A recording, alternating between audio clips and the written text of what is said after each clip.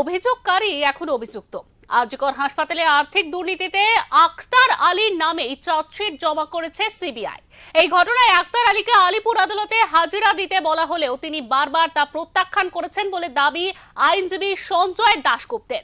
অবশেষে আত্মসমর্পণের পথ বেছে নিলেও শেষমেশ আত্মসমর্পণ করতে পারলেন না আক্তার আলী। সোমবার সেই প্রক্রিয়া হতে পারে বলে জানানো হয়েছে। হাসপাতালের অন্দরের আর্থিক দুর্নীতি কাণ্ডের পর্দাফাঁস করেছিলেন তিনি। আক্তার আলীর বিরুদ্ধে এই আইনি পদক্ষেপের নির্দেশ দিয়েছে আলিপুর সিবিআই আদালত।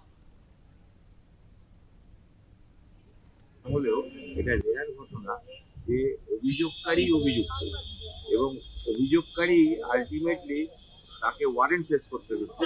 কোর্টকে উনি অবমাননা করছেন, বারংবার আসছেন না। যখন ওনাকে সামান করা হলো হাইকোর্ট গেলেন, সেই অবধি ঠিক ছিল। হাইকোর্টে যখন অ্যান্টিপ্রেডিক্যাল রিজেক্ট হলো, তারপরেও আজকে তারা হাজিরার কথা ছিল। উনি মেডিকেল গ্রাউন্ড দেখিয়েছেন, কোর্ট বলেছেন এই মেডিকেল গ্রাউন্ড সন্তুষ্ট তিনি হননি। এছাড়া বিচার প্রক্রিয়া থেমে আছে। অন্য জায়গা যার মধ্যে আমার কিছু আছেন সন্দীপ ঘোষ, এরা সবাই কাস্টডিতে রয়েছে। তাহলে এই যে বিচার প্রক্রিয়া থেমে থাকবে, তাদেরও দীর্ঘায়িত হচ্ছে বিচার। সবকিছুকে মাথায় রেখে ওয়ারেন্ট ইস্যু করেছে আক্তার আলীকে, এবং সিবিআই যিনি আইও ছিলেন তাকে বলেছেন তাকে যত শীঘ্র সম্ভব যেন কোর্টে প্রডিউস করে। আরজিকরের আর্থিক দুর্নীতি মামলা তদন্তে সিবিআই ইতিমধ্যেই একাধিক চার্জশিট জমা দিয়েছে। শেষ অতিরিক্ত চার্জশিটে আক্তারের নাম যুক্ত হয়। সিবিআই এর অভিযোগ, হাসপাতালের আর্থিক অনিয়মে তিনি প্রত্যক্ষভাবে যুক্ত ছিলেন।